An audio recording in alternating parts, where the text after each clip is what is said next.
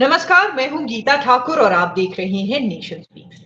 इन दिनों देश में 5 राज्यों में होने वाले विधानसभा चुनावों की धूम है। खासकर मध्य प्रदेश सुर्खियों में लगातार बना हुआ है और अब मध्य प्रदेश से एक बड़ी जानकारी देखने को मिल रही है। जानकारी क्या है, इस पर चर्चा के लिए हमारे साथ नेशन स्पीक्स के ग्रुप एडिटर रोहित खन्ना मौजूद हैं। सर, बहुत-बहुत स्वागत है आपका।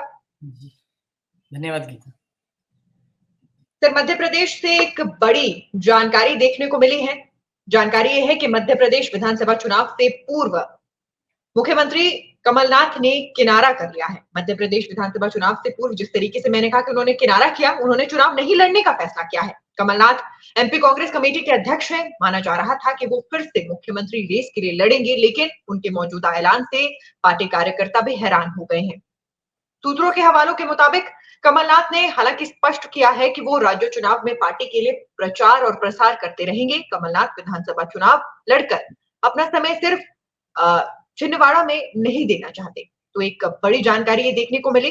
हालांकि ये फैसला खुद कमलनाथ का है या कांग्रेस पार्टी का, इस बारे में फिलहाल कुछ स्पष्ट नहीं किया जा सकता।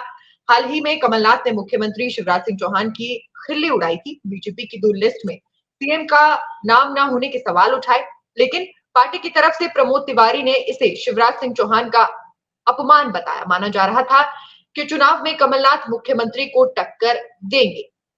राज्य विधानसभा चुनाव में कमलनाथ काफी एक्टिव भी नजर आ रहे थे। शुरू से ही वो राज्यों में पार्टी का मोर्चा संभाले हुए थे। पार्टी को जीत दिलाने की जद्दोजहद में उन्होंने मतदाताओं को लुभाने वाले भी कुछ कार्यक्रम आयोजित किए। पूर्व सीएम धीरेन्द्र शास्त्री के लिए भी रेड कार्पेट बिछाना पड़ा।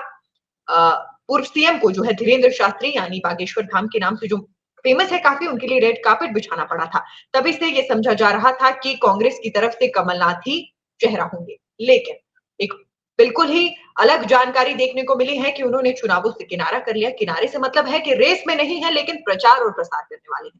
सर, कैसे देखते हैं? देखिए गीता, इस खबर का आप बहुत लोग अपने-अपने तरीके से मायने निकालेंगे, पर मुझे जो समझ में आता है कि देखिए भई कुछ दिन पहले ही राहुल गांधी ने कमलनाथ को सीएम फेस अनाउंस किया था मध्य प्रदेश की। तो ये तो आप समझ ही गए होंगे कि उनकी क्या अहमियत है कि अगर कांग्रेस आती है तो सीएम उनको बनना है। अब सवाल ये कि उन्होंने चुनाव लड़ने से मना क्यों किया? ये एक बड़ी खबर है। अब चुनाव लड़ने से मना क्यों किया, ये उनका फैसला है, ये कांग्रेस का, ये अभी तक सूत्रों के हवाले से खबर है। पर इसके पीछे के मायने जो समझ आते हैं वो ये हैं कि कमलनाथ चाहते हैं कि वो हर सीट पर खुद से जाएं, हर जगह प्रचार खुद करें। क्योंकि उसके 2 कारण हैं। एक तो छिंदवाड़ा से अगर चुनाव लड़ते हैं तो अपनी सीट तक सीमित रह जाएंगे, कहीं जा नहीं पाएंगे वो। और दूसरा, अगर वो अपनी सीट से भी लड़ते हैं और कहीं और भी जाते हैं तो फिर विरोधी कहेंगे देखिए आप तो अपनी सीट पे ही नहीं आ रहे हो। अब ये उनको फैसला क्यों लेना पड़ा? अब तक तो ऐसा नहीं था। कांग्रेस की हालांकि लिस्ट भी बहुत जल्द आने वाली है, बीजेपी की तो 2 आ चुकी हैं। अब उनको इस फैसला लेने के लिए भी जो मुझे समझ में आता है एक तरीके से बीजेपी ने ही मजबूर किया है। वो कैसे? क्योंकि बीजेपी ने अपने तमाम बड़े दिग्गज जो हैं वो मैदान में उतार दिए। केंद्रीय मंत्री हैं, कैलाश विजयवर्गीय हैं, जो महासचिव हैं, कई सांसद हैं। अब इतने बड़े-बड़े चेहरे वो अपने आप में ही सारे स्टार प्रचारक हैं। कांग्रेस के पास मध्य प्रदेश में कितने स्टार प्रचारक हैं? कमलनाथ हैं, ज्योतिरादित्य सिंधिया थे, वो बीजेपी में आ गए। अब उनको इन चेहरों के सामने किसी को तो जाना है ना कैंपेन करने या कुछ भी करने। केंद्र से कितने नेता आएंगे? वही स्टार प्रचारक है, वही सबसे बड़ा चेहरा है मध्य प्रदेश का। तो ये समझ में आता है कि एक तरीके से जब बीजेपी ने अपनी स्ट्रेटेजी जैसे ही चेंज की और बड़े चेहरे को उतारा, तो यहाँ से कांग्रेस को भी स्ट्रेटेजी चेंज करनी पड़ी।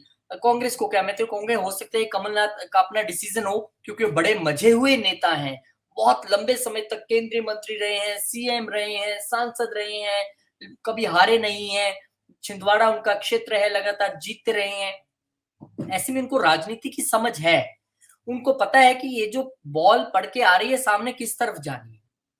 तो मैं ये मानता हूं कि एक तरीके से बीजेपी ने उनको मजबूर किया अपना फैसला बदलने के लिए, अपनी स्ट्रेटेजी चेंज करने के लिए, क्योंकि उनको सभी सीटों पर बराबर समय देना है। क्योंकि अगर मान लीजिए एक जगह से कैलाश विजयवर्गीय लड़ रहे हैं, अब वहां पे वो अपने आप में ही चेहरा है, क्या जरूरत है किसी को जाने की। और एक जगह से नरेंद्र तोमर लड़, वो खुद ही चेहरा है, वो तो केंद्रीय मंत्री हैं। अब उनको काउंटर करना, कोई अगर जो उम्मीदवार पहले वहां से एमएलए है या नया उम्मीदवार है, वो कैसे काउंटर करेगा? तो काउंटर करने के लिए या तो आप केंद्र से नेता बुलाएंगे। अब केंद्र के नेताओं में बहुत बड़े कोई स्टार प्रचारक जैसे बीजेपी के पास एक से एक चेहरा है, कांग्रेस के पास इतने नहीं है। तो लेकिन मध्य प्रदेश में कमलनाथ अपने तौर पे स्टार प्रचारक है कांग्रेस की, वो काफी ज्यादा प्रभाव रखते हैं। तो इसीलिए ये मुझे लगता है डिसीजन आया है और इसके मायने इसी तरीके से निकालने चाहिए। जी सर, इसके साथ साथ जिस तरीके से बताया जा रहा है कि प्रचार और प्रसार में तो बने रहने वाले हैं, इससे पहले हालांकि एक्टिव भी थे, तो कुल मिलाकर ये कहा जा सकता है साफ तौर पर कि बीजेपी एक कारण रही कि इतना बड़ा चेंज स्ट्रेटेजी में किया गया है, क्योंकि इससे पहले तक अगर बात की जाए तो इतने बड़े परिवर्तन की तो कोई उम्मीद ही नहीं जताई जा रही। अब बिल्कुल प्रचार प्रसार में रहेंगे, उन्हीं के हाथ में पूरी कमान है और किस तरीके से उनका वर्चस्व है ये सब जानते हैं। कमलनाथ गांधी परिवार के बहुत करीबी हैं, बहुत नजदीकी हैं, इसमें कोई दो राय नहीं है, पहली बात। दूसरी बात, जिस तरीके से यहाँ पर इंडी गठबंधन की एक रैली होने वाली थी और अंतिम समय पे किस तरह से वो रैली कैंसिल हुई, कमलनाथ ने ही अनाउंसमेंट किया। कितना प्रभाव वो रखते हैं कि एक स्टेट से बैठ के उन्होंने पूरे गठबंधन की रैली यहाँ पर रद्द करा दी थी। तो प्रभाव तो रखते हैं और कितना कंट्रोल रखते हैं वो भी देख लिया। और सर्विस में ये दिख भी रहा है कि बहुत कांटे की टक्कर है और इसी कांटे की टक्कर की वजह से, क्योंकि कांटे की टक्कर में क्या होता है, कल हम डिस्कस जिस तरीके से कर रहे थे कि 1-1.5% के वोट के फर्क से पूरी सरकार हिल जाती है। पिछली बार कांग्रेस पार्टी को बीजेपी से जो टोटल वोट था उसमें कम वोट मिला था, कुछ 1-1.5 लाख का फर्क रहा होगा, ये इससे कम ज्यादा, लेकिन सीटें ज्यादा मिली थी। तो इसका क्या मतलब है कि बहुत कम अंतर से हार जीत होगी, बड़ा क्लोज रहेगा और इस क्लोजनेस में वो चाहते हैं कि वो हर सीट पे जाएं, कहां कितना फर्क डाल सके क्या पता। तो ये एक स्ट्रेटेजी हो सकती है और इसी पे कांग्रेस काम करे। जी जी सर, इसके साथ साथ क्योंकि अब पूर्व सीएम कमलनाथ चुनाव नहीं लड़ने वाले हैं, क्या ये कहा जा सकता है कि इसका कोई बहुत बड़ा असर देखने को मिलेगा? हालांकि प्रचार प्रसार में तो जैसा कि हम डिस्कस कर चुके हैं बने रहने वाले हैं, लेकिन चुनाव नहीं लड़ने वाले हैं, इसका कोई उनकी सीट पर असर देखने को मिलेगा? नहीं, मुझे लगता है नहीं, क्योंकि उनका अपना, मैंने बताया छिंदवाड़ा उनका अपना गृह क्षेत्र है और मुझे इसका कोई असर नहीं दिखता है। मुझे लगता है कि इसका पॉजिटिव असर ही कांग्रेस को रहेगा जब वो सब जगह जाएंगे। तो मुझे इसका नेगेटिव तो अभी तक कोई नहीं नजर आता। हाँ, वो अब बीजेपी इसको कैसे ब्रह्मास्त्र को भुनाती है, बीजेपी कैसे प्रोजेक्ट करती है कि देखिए ये तो पहले ही चुनाव में लड़ने की घोषणा कर दी, डर गए या जो भी है, जो अपनी एक शब्दावली रहती है पार्टियों की, वो जरूर प्रचार प्रसार करेंगे, लेकिन वो किस तरह से होता है ये देखना पड़ेगा। जी सर, इसके साथ साथ मध्य प्रदेश से एक और बड़ी जानकारी देखने को मिली है और जानकारी अब बीजेपी की तरफ से है। दरअसल मध्य प्रदेश के सीएम शिवराज सिंह चौहान ने विधानसभा चुनाव से पहले एक बड़ा संकेत दिया है। सीहोर जिले में एक कार्यक्रम में सीएम ने कहा कि जब मैं चला जाऊंगा तब मैं बहुत याद आऊंगा। सीएम का ये बयान राजनीतिक गलियारों में अब चर्चा का विषय बन गया है। दरअसल रविवार को सीएम शिवराज सिंह चौहान सीहोर जिले के एक इलाके में मुख्यमंत्री चरण पादुका योजना के अंतर्गत तेंदुपत्ता संग्राहकों के लाभार्थियों से चर्चा कर रहे थे। कार्यक्रम को संबोधित करते हुए सीएम ने ऐसा कहा कि जब मैं चला जाऊंगा तो अब मैं बहुत याद आने वाला हूं। बिल्कुल, उन्होंने कहा कि ऐसा भैया मिलेगा नहीं, इसलिए क्योंकि सीएम जो शिवराज सिंह चौहान है उनको मध्य प्रदेश में मामा के नाम से जाना जाता है। वो कहते हैं कि सभी वहाँ पे जो हैं बहनें, उनके वो भाई हैं, इसलिए उनको मामा भी कहा जाता है। तो उन्होंने कहा ऐसा भैया मिलेगा नहीं। और ये जो उन्होंने बात कही है, ये बड़ी इमोशनल एक तरीके से अपील देखी जा रही है। देखिए, इसमें कोई दो राय नहीं है कि शिवराज सिंह चौहान ने लंबे समय तक वहाँ पे राज किया है। लेकिन हाल की घड़ी में कोई बहुत ज्यादा तवज्जो उन्हें मिलती नहीं दिख रही है। पहली 2 लिस्ट में नाम नहीं है, पहली बात। दूसरी बात, जब पीएम वहां पे आए तो उनके नाम का कोई जिक्र हुआ नहीं संबोधन में। अब उनको उनकी इस अपील के मायने क्या है? क्या उनकी ये अपील जनता के लिए है? क्या उनके ये मैसेज जो है वो हाई कमांड के लिए है? ये देखना बड़ा दिलचस्प है। आमतौर पे बड़े चुनावों में अंतिम समय में या इन दिनों में जो नेता है ऐसी अपील करते हैं, ऐसी बातें कहते हैं। हालांकि बीजेपी एक बड़ी पार्टी है, देश की सबसे बड़ी पार्टी है और यहाँ पर राज भी कर रहे हैं मध्य प्रदेश में।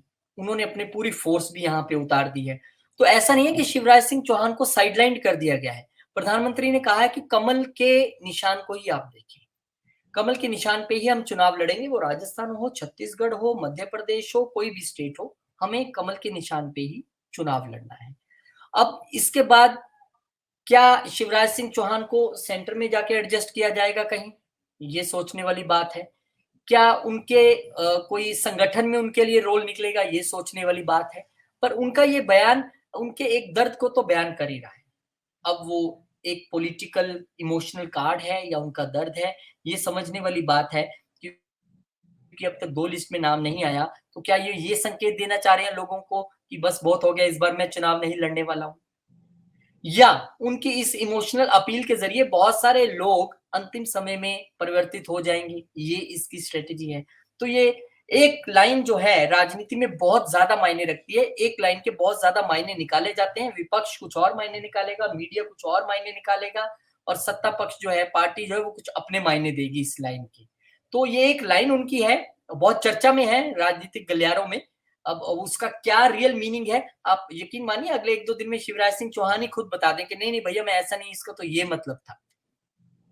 जी, यानी मध्य प्रदेश की राजनीति से कांग्रेस हो या बीजेपी, तमाम तरह की जानकारियां निकल कर आ रही हैं और मुझे लगता है कि विधानसभा के चुनाव जैसे-जैसे नजदीक आ रहे हैं, वैसे-वैसे इस तरह की तमाम जानकारियां हम तक पहुंचती रहेंगी। जी, फिलहाल बिल्कुल। ये कहा जा सकता गीता है कि मध्य प्रदेश में दोनों तरफ से जो है बड़ी-बड़ी जानकारियां निकल कर आ रही हैं, छन-छन कर जानकारियां निकल आ रही हैं, कई सारे बयान हैं जिसके अलग-अलग मायने हैं और सारे बयानों को लेकर हम हाजिर होंगे। सर बहुत-बहुत शुक्रिया गीता, कि इससे पहले कि आप क्लोजिंग करें, मैं एक यहाँ पे बात कहना चाहता हूँ कि मध्य प्रदेश का जो चुनाव है, वो सबसे दिलचस्प चुनाव है।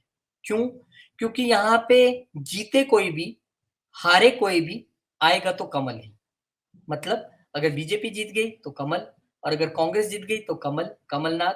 तो यहाँ पे कमल वर्सेस कमल की लड़ाई में बड़ी इंटरेस्टिंग है कि आएगा तो कमल ही और वो किसका कमल खिलेगा, ये देखने वाली बात है। हाल की घड़ी में सर्वेस बहुत कांटे की टक्कर बता रहे हैं।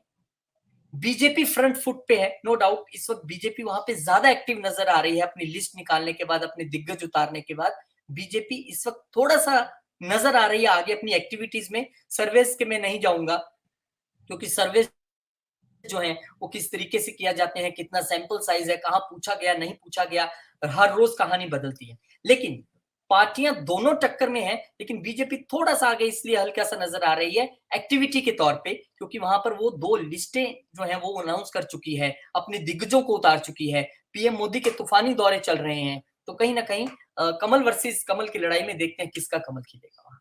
जी, बहुत-बहुत शुक्रिया सर इस चर्चा में शामिल होने के लिए और एक नया एंगल कि आखिर कमल वर्सेस कमल की लड़ाई में कौन विजय हासिल करने वाला है। बात कांग्रेस के कमल की हो या बीजेपी के कमल की हो, इंतजार रहेगा और तमाम तरह की जानकारियां नेशन स्पीक्स यूं ही आप तक पहुंचाता रहेगा। आप सभी को नेशन स्पीक्स के यूट्यूब चैनल को लाइक और सब्सक्राइब और शेयर करना है और उसके साथ-साथ कमेंट बॉक्स में अपनी प्रतिक्रिया जरूर देते रहना है।